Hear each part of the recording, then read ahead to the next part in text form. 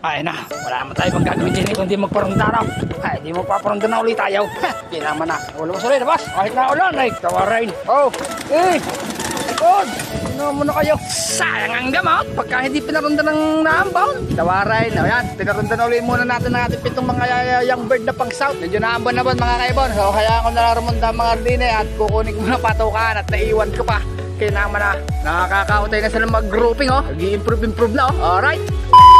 Alright, at pagbaba ng ating mga young bird, ari naman ang ating isusunod. Hindi ko sila pinagsasabay ang low fly mga kaibon. Mahirap na kasi alam naman natin na mga tamad na. Mahina na mag low fly mga kaibon. Kaya inuuna ko muna ang mga young bird. So ayan ang mga ating mga young bird. Nawala na naman sila. Kalat na naman. Kanina mag-groupings na. 4 na uli na nakikita ko din eh. Ayun pala, pagbaba ng mga are, saka natin i-low fly ang 5 are.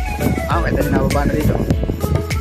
Nandito lang ako eh, kaya di bumaba. Alright, so dito tayo bumisto.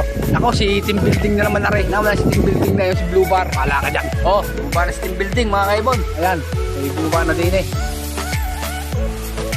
Yun, nababa na sila dito oh. Bumaba mga kaibon. Ay, maligalig yung isang yan, tanyo. Pasabay yung walang kaya.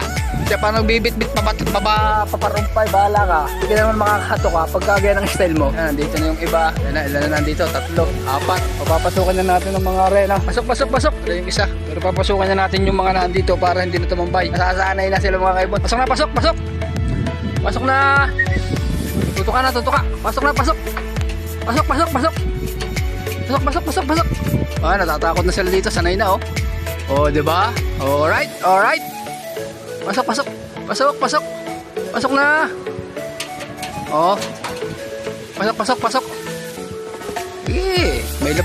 Okay, alright. So, unang pasok nila, patukin na agad natin ng konti. Ito ang pinaka-premyo ng mga yan, ano? Para mas masanay sila, pagkakapasok talaga may tutukoy, ano? Yan ang pinaka-premyo na binibigay ko sa kanila. Pero palalabasin ko na. Labas. Bahala ka. Sumabay ka uli. Bahala ka. Sumubay ka dyan. Ay ba, pinalabas na natin yung ating mga magugulang at sumubay yung 2 young bird natin kasi hindi ko napapasok yung isa nagulat yung isang checkered ano mga kaibon. So abangan na lang natin ang kanilang pagbaba at para makapagpatukan tayo ng ayos mga kaibon ano. A few minutes later.